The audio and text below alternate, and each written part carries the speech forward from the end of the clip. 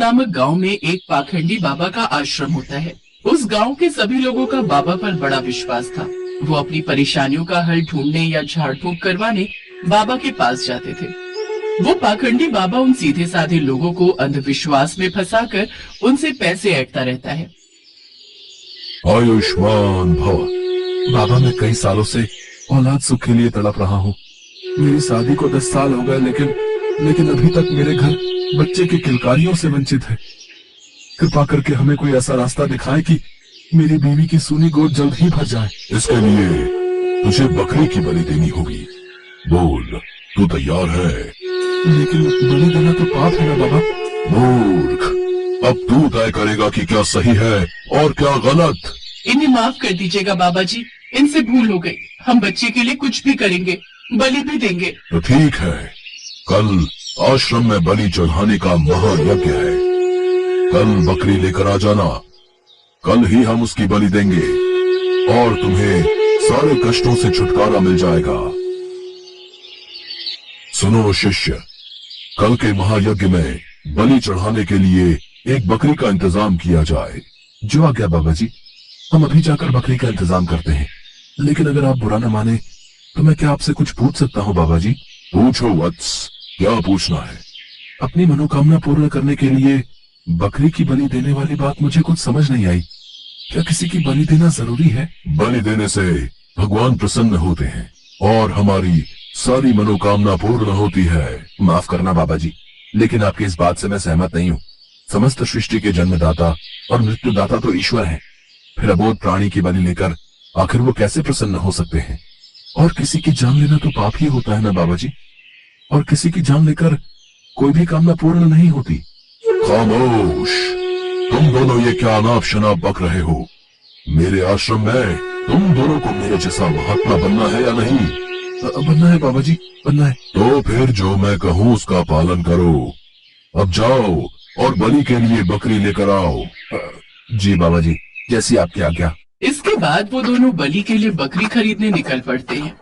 रास्ते में चलते चलते वो दोनों शिष्य आपस में बात करते हैं। प्रभु, बलि देने के लिए बकरी का इंतजाम करके हम दोनों कहीं किसी पाप के भागीदारी तो नहीं बनने जा रहे? श्यामो, मुझे भी यही लग रहा है।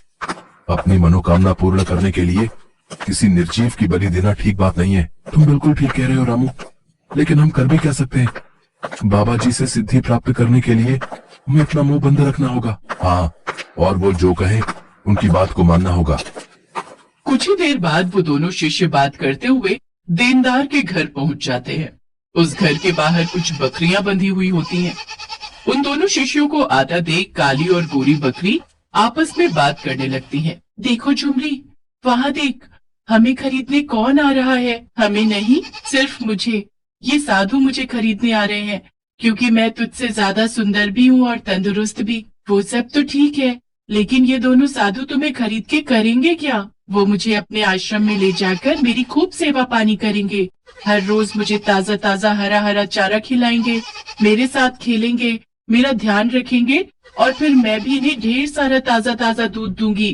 अरे वाह, फिर तो बड़ी ही किस्मत वाली बकरी होगी वो, जिसे ये साधु बाबा अपने साथ ले जाएंगे। हाँ, और वो खुशकिस्मत बकरी मैं ही हूँ। देख लेना तुम, वो मुझे ही अपने साथ लेकर जाएंगे। हाँ। उन दोनों बकरियों को तो यही लग रहा था कि ये दोनों साधु बाबा है और उन्हें खरीद कर आश्रम में ही ले जाएगा, मगर वो इस बात से बिल्कुल अनजान थी कि ये पाखंडी बाबा के दो शिष्य थे और वो तो बकरी बलि देने के लिए लेकर जाने वाले हैं। फिर वो दोनों शिष्य देनदार लखन से मिलते हैं। बाबा जी की जय। पाए लागू महाराज, कहिए महाराज, आज यहाँ कैसे आना हुआ?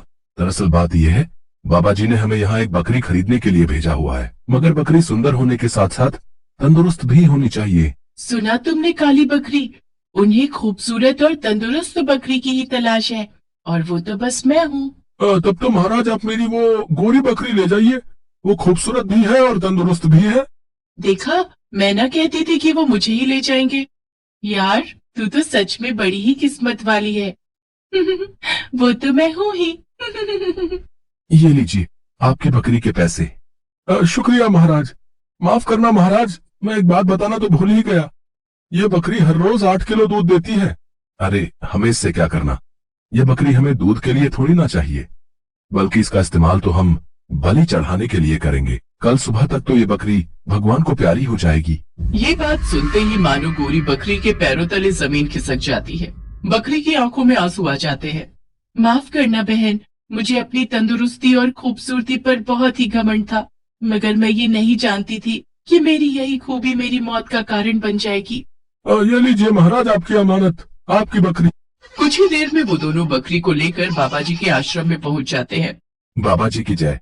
बाबा, हम ये बकरी ले आए। अब कल सुबह ही तुम इस बकरी को स्नान करवाकर बलि के लिए हाजिर करना। आज इस बकरी का आखिरी दिन है। ये बात सोचकर ही मुझे रात भर नींद नहीं आई, लेकिन हम कर भी क्या सकते हैं? बाबा जी का हुक्म टाल भी तो नहीं सकते ना। दोनों की बातें बकरी बड़े ध्यान से सुनती है और ये जानकर कि बाबा जी के शिष्य उसकी बलि देने के खिलाफ है, उसकी जान में जान आई। चुपचाप मौत को गले लगाने से अच्छा है कि एक बार उससे डटकर मुकाबला किया जाए। बकरी को नहलाने के बाद जैसे ही वो दोनों बकरी को आश्रम की ओर लेकर चलते हैं, तभी रास्ते में बकरी ने उनसे कहा, आप दोनों की बातें सुनकर मुझे ऐसा लगा कि आप दोनों भले इंसान हो, इसलिए मैंने सोचा कि मरने से पहले आप दोनों से एक बात साझा करके ही मरूं। अच्छा, वो क्या बात है? मैं जानती हूँ कि आज मेरी बलि देकर मुझे मार दिया जाएगा, लेकिन फिर भी मैं आज बहुत खुश हूँ। अच्छा, लेकिन वो क्यों? क्योंकि मुझे तुम्हारे उस बाबा जी पर हंसी आ रही है।